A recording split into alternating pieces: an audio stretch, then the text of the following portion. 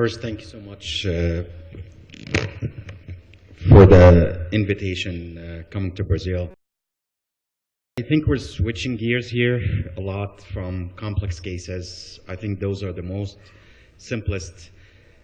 We consider endoscopic rhizotomy as the introduction if you want to do scope, do an endoscope. No complications reported in any of the studies. So what do we do here? We go to, here's the medial branch and here's the lateral branch. What we want to cut is here, the difference. I always get a question, what's the difference? Why don't you do an regular percutaneous radiofrequency? Why do you do endoscopic rhizotomy? Because the endoscopic rhizotomy can get you to cut this nerve, the medial branch and the lateral branch. The regular radiofrequency ablation does not do any of the lateral branch. So we'll jump into the patient presentation. It's a patient who had a history of ischectomy, bilateral paravertebral tenderness usually, chronic back pain, radiation. It's a classic facet syndrome pain. As we see here, when you have a decrease in the height of the vertebral bodies, you put a lot of load on the posterior and facet joints, and you see most of the time they have some kind of spinal stenosis. So this one would say posterior columns innervated by the medial and lateral branches of the dorsal ramus. So a lot of people don't have a lot of long-term studies for the endoscopic rhizotomy, but it's getting field because it's getting a lot of relief after failure of the radiofrequency. This is the anatomy, facet joint here. Here's the medial branch, goes under the mammato-axillary accessory ligament. Here's the lateral branch. This is the cadaveric dissection. When we place the regular needle for regular radiofrequency ablation, you try to put it here. A lot of times this can be calcified. The nerve goes under here and you can't catch it. Here's the lateral branch where we can get it with a scope and relieve a lot of the muscle spasms that patients have. Regular equipment, endoscopic equipment, but we don't have all of those fancy tools. Really don't need it. It's a very simple procedure to get your hands dirty and do more and more of those endoscopic. All what you need is a radiofrequency and a pituitary just to grab some of the soft tissues. This is a bi-tip where we do more precise cutting around the nerve. This is how originally the procedure started getting fame after Dr. Young started having a study and having a scope for it.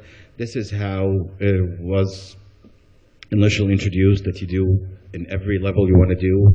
You put a needle in there, you inject some contrast dye to identify the intertransverse ligament so you don't go really more anterior or ventral so you can hurt any of the nerves. This is the way I do it right now, is one single needle entry, and you can catch this nerve, and this nerve. So we'll see in some of the pictures. Here's with one single needle entry, I can get the L4, 5, I can get the L5S1, and you see the needle going to the L3, L4. This how the pictures on a lateral view. You don't need to cross all the way. You know, I always put the scope in lateral view as soon as I get my access, put my hand in there, never leave my hand on the sheath.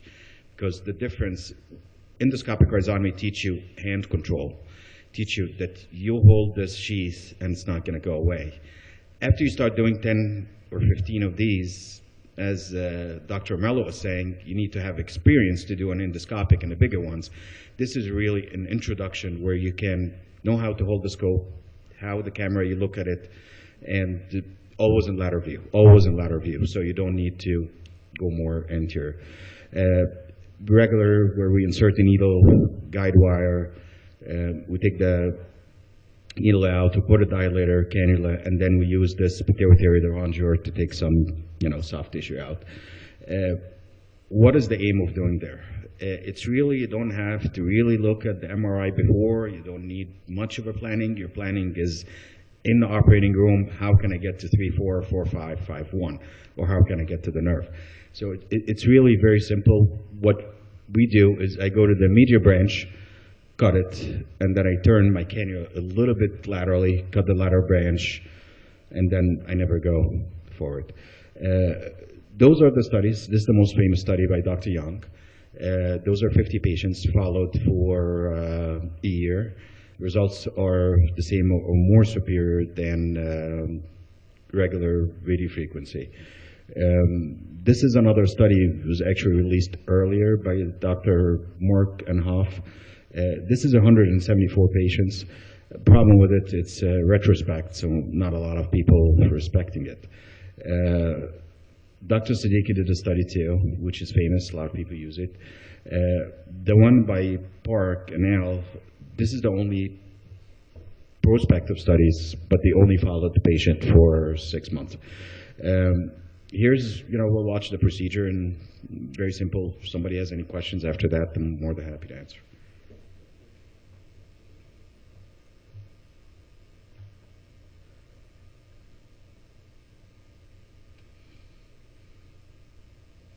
So you can see here where the nerve usually comes in here. I'm a lateral, same picture as what we saw before.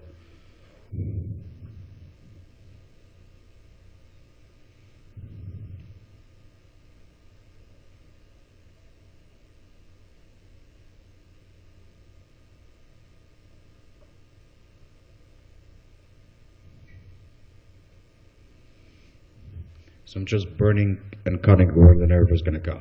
Following it from, not to go too deep in the foramen, but following it a little bit here and going more superficial, dorsal.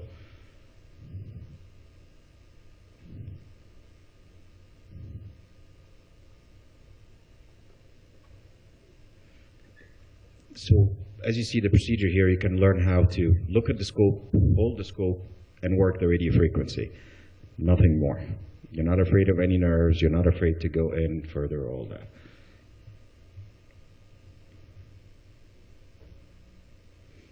So that's an actual video of a whole level, which took 3 minutes, 2.5 minutes.